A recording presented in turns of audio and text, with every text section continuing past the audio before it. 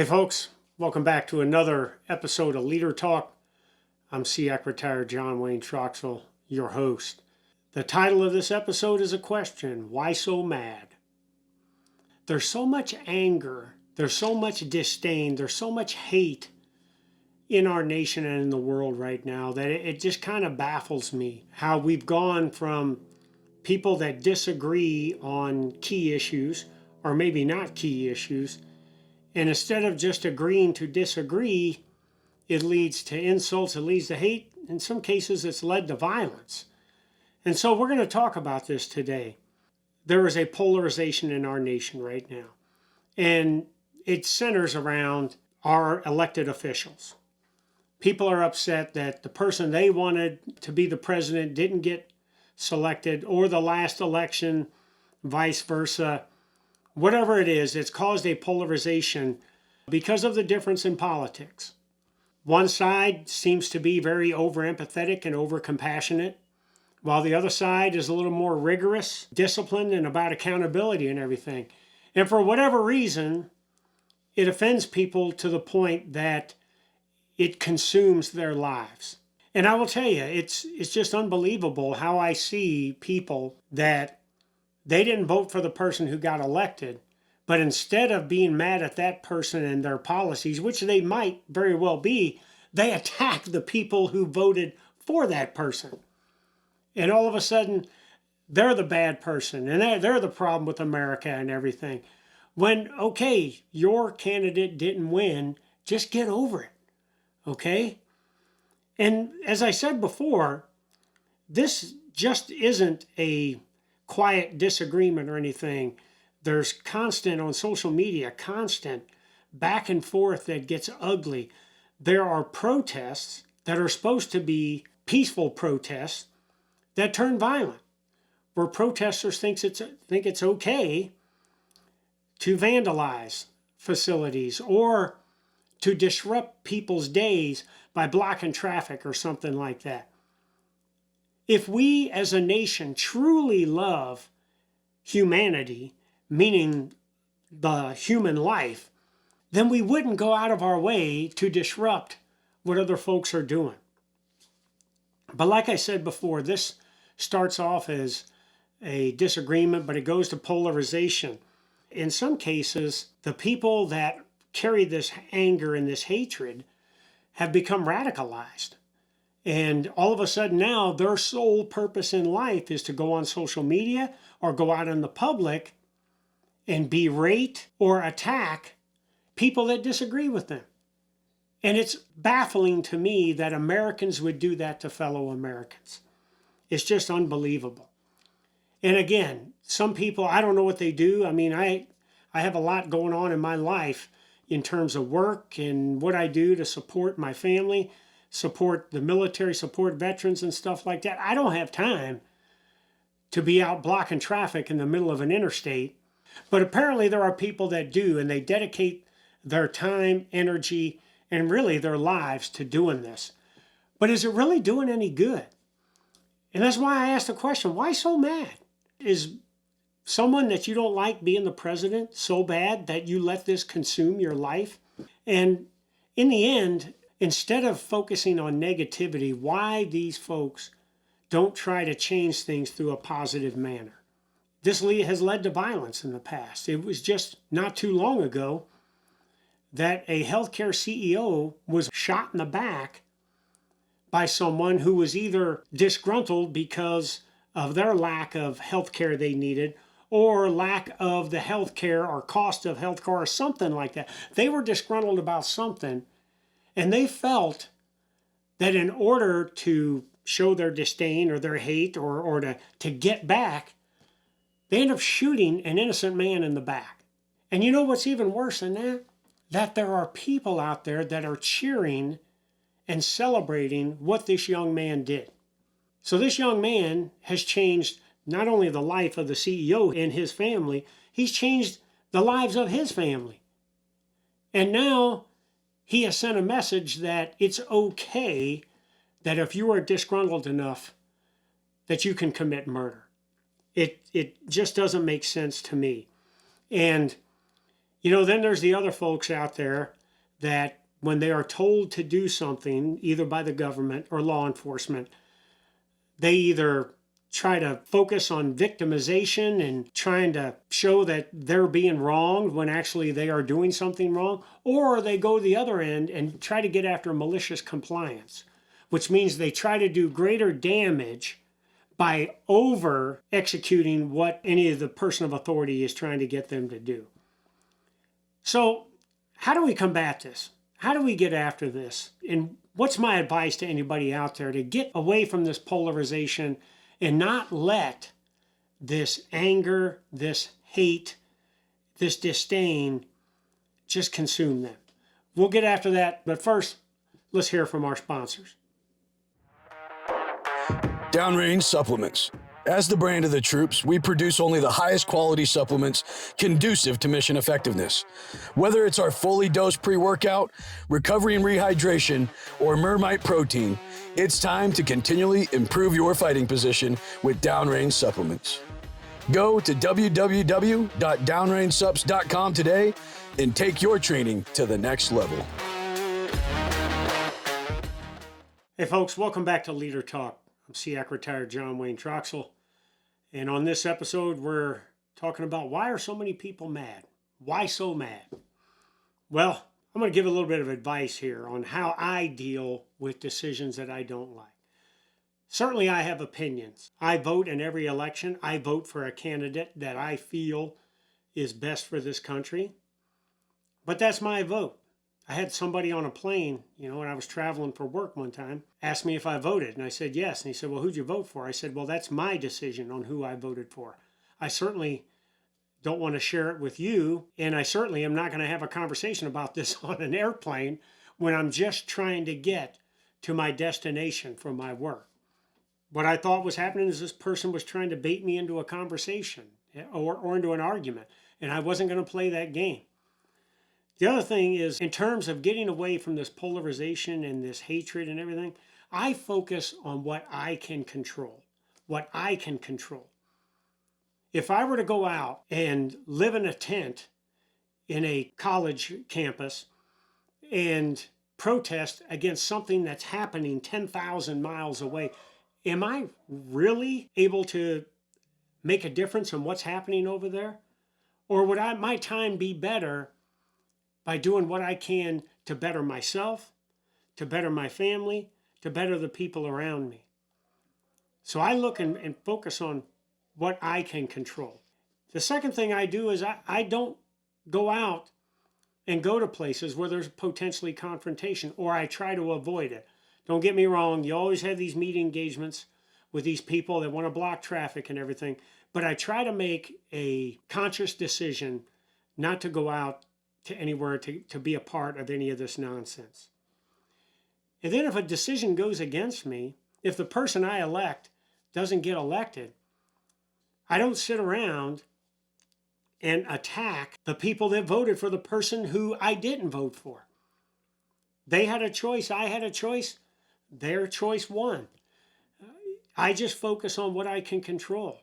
And I am not going to get into a squabble with somebody, one, who I probably don't know because these squabbles happen on social media. But two, I'm not going to waste my time trying to change somebody or degrade somebody because they have a difference of opinion on me. The bottom line is we can disagree, but I'm not going to let it, devolve into calling names and stuff like that. Now, I have to give you a couple of incidences that I had a couple years ago. It was right during the midterm elections.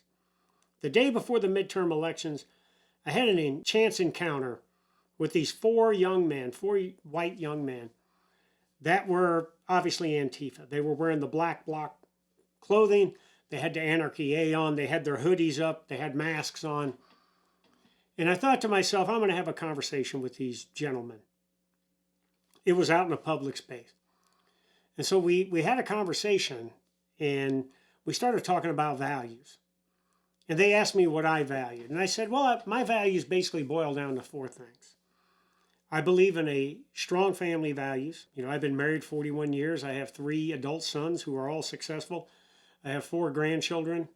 And so I believe in strong family values. I also believe in a strong work ethic. If you want to get somewhere in this world, then you have to go out and get after it, and you have to earn it. Don't wait around for somebody to give you something. I respect authority. I respect our elected officials. I respect our military leaders. I respect law enforcement. Now, don't get me wrong. There are people out there in any of those professions that are not the best Americans around. I get it. But I don't allow that to make me blanket that everybody out there in positions of authority are screwed up. And last but not least, I love the United States of America. I love my country.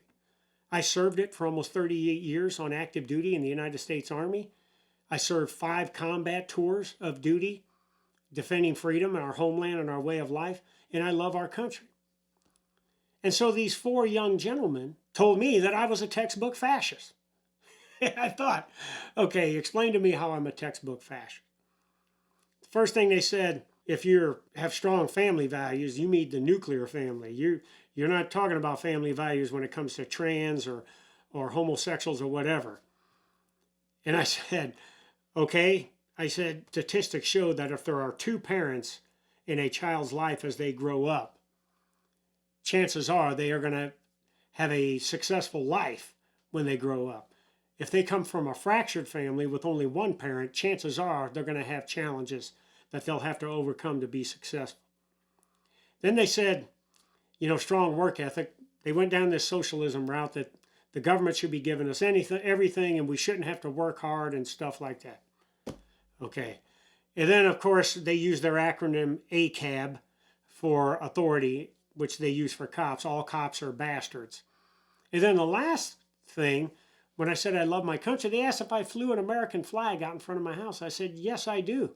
I said, I'm very patriotic because I serve my nation. And I love this country, the United States of America, where the American dream is still alive. They told me, well, you're probably a white supremacist too. And then I told them, hey, I am married to a first-generation Mexican American. I've been married to her for 41 years. My kids are half Mexican and half Caucasian.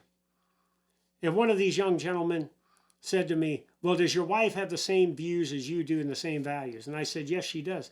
He said, well, she's not Mexican then. She's white adjacent. Okay, let me see if I get this right. Because my wife, her values disagrees with your values, she has to forfeit her culture, her way of life, her nationality, and the color of her skin. And they all shook their head and said yes. And I was like, okay, this conversation is done. My point in all this, these are 4 college-age students who have been radicalized into believing that the United States of America is a horrible country and that their number 1 priority, more so than getting their education and figuring out what they want to do in their life, is to become indoctrinated and radicalized and go out and protest against hardworking Americans or people like me who are just trying to get along with their life and everything. So that was the day before the midterm elections. On the day of the midterm elections, I was flying out and I was standing waiting to board my plane, and a gentleman, a very older gentleman, probably in his late 60s, early 70s, came walking down towards our gate, and he was being loud. He had American flags on his backpack. It was election day. He had a MAGA shirt on, a MAGA hat and everything. And he sees me and he sees my short hairdo, and he walks up to me and says, you in the military? And I said, no, I'm not. I said, I'm retired. He goes, oh, what do you do now? And I said, well, what I'm doing on this trip is going to support an event that will assist transitioning service members, veterans, and military spouses with meaningful employment. And he says in a very loud voice, well, we're going to take this country back over today because we're going to beat the communists and we're going to keep, democracy's going to rule and everything. And he was being loud, and everybody at the gate were looking, and I was kind of just like, I don't know this guy. He made me feel very uncomfortable because in some ways we may have the same kind of conservative views, but we certainly do not have the same values in terms of how we treat others. And so here was 2 days of my life that I was on opposite ends of the spectrum. And I thought to myself, could these 4 young gentlemen and this elderly gentleman ever come together and put away their political differences and just respect and support and appreciate one another? Probably not.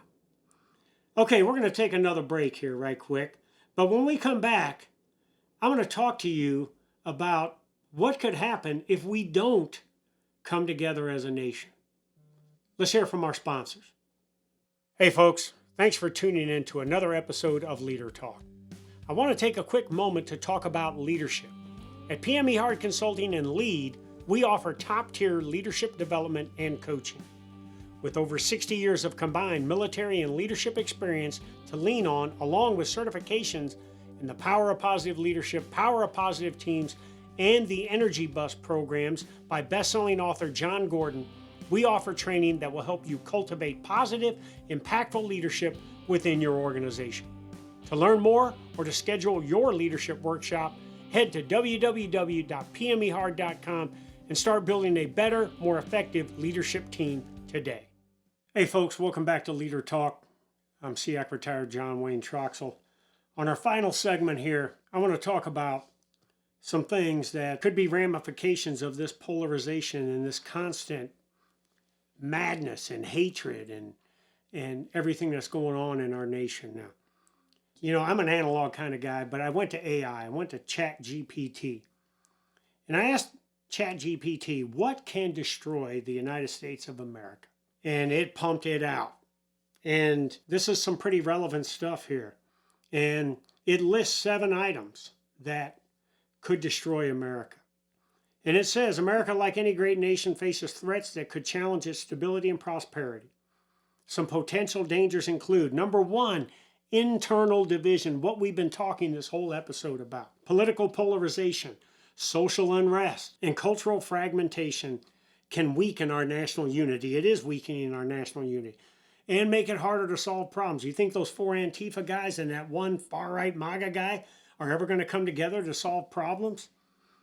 Number 2, economic decline, unsustainable debt, wealth inequality, some things that we're going through right now that the Department of Government Efficiency is trying to get after to solve problems.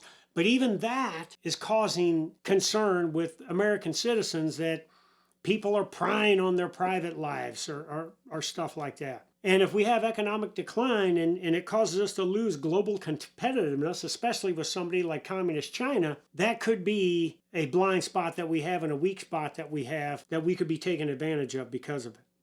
Erosion of democracy, corruption, attacks on democratic institutions, and declining public trust in government could undermine the system from within. Go back to number 1 with internal division.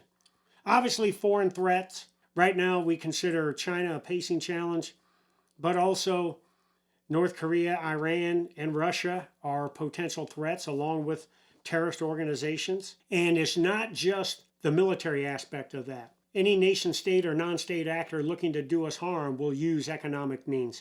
They will certainly use information, the internet, and things like that to drive disdain from citizens for our country. And obviously, lack of diplomacy will go a long way with causing more foreign threats.